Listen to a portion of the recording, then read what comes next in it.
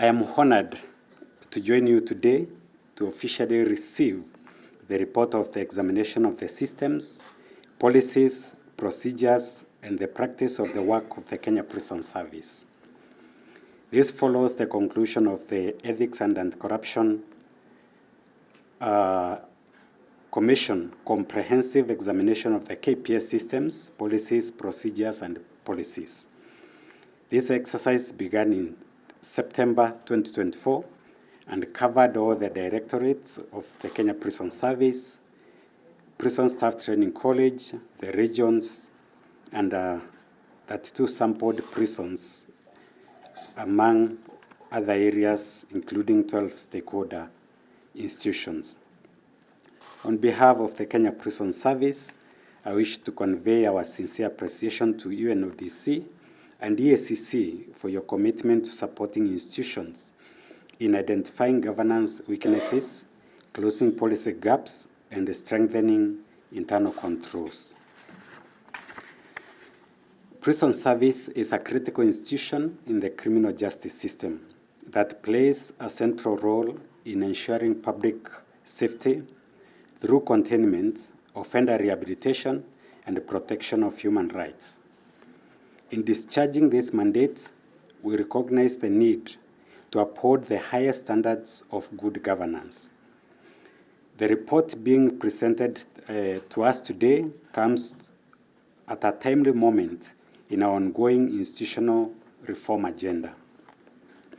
Key to some of our reform agenda are legal and policy review, staff welfare, housing, digitalization, capacity building, modernization of our prisons facilities, modernization and mechanization of prison farms and industries, implementation of the Maraga Task Force report, among other things. Honorable Chair, I do take note of a number of things that have indeed been mentioned here, and part of what has been mentioned here are what we are already doing. Already there is a technical committee that is reviewing the correctional services in regard to coming up with a correctional bill. It is at a very, very advanced stage already, and therefore equally for the prison enterprise, we already have a draft prison enterprise policy. It's being chaired by a representative from the National Treasury, and indeed some of the areas that have been highlighted, more particularly in the area of legal and regulatory inconsistencies, they are being addressed in this area. Yes, we have noted a number of things, and part of what will be captured in that prison enterprise policy is on the area of earning schemes for the inmates. We do realize the figures that were mentioned by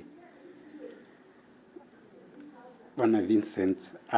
For us, we don't wish to mention them, but yes, we confirm they are supposed to be reviewed regularly so that at least during the discharge of our inmates, they should be able to have earned something that on discharge they can be able to begin their lives in a more empowered way.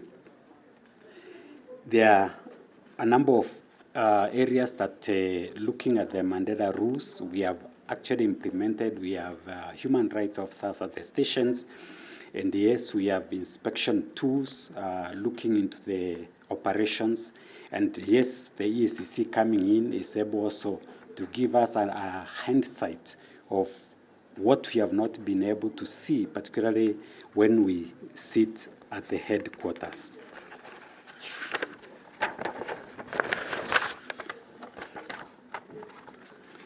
When it comes to rehabilitation programs, the reason why prisons exist everywhere in the world is for community protection. And for us as KPS, indeed, through containment and through rehabilitation is where we make a difference for the people who have been put in our facilities. We do note, for one, we are congested. The number of inmates in our facilities are way above our capacity, which is 30,000, and we have a double of the same. So you can imagine if the population is that high, then we are unable to have rehabilitation programs that also meet to the demand of the numbers that are way above our capacity. But we are thankful to the judiciary that has supported us through decongestion programs in our facilities, working with our sister department, the probation and aftercare services. In regard to opening, separating the farms and industries account, yes, that has been captured in the new policy, and that will be implemented accordingly. As you have rightly said, sometimes sales that we make from the farms, for instance, what we produce in the farms, much of it is consumed in the prisons. So the farm sells to the prisons, and the prisons pays as though you are paying any other supplier.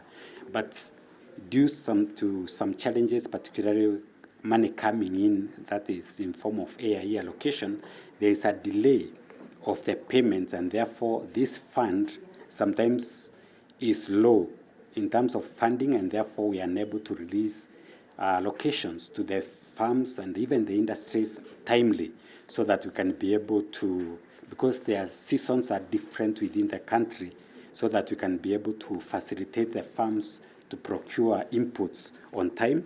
But we're improving on this, and therefore so that we can have a seed capital.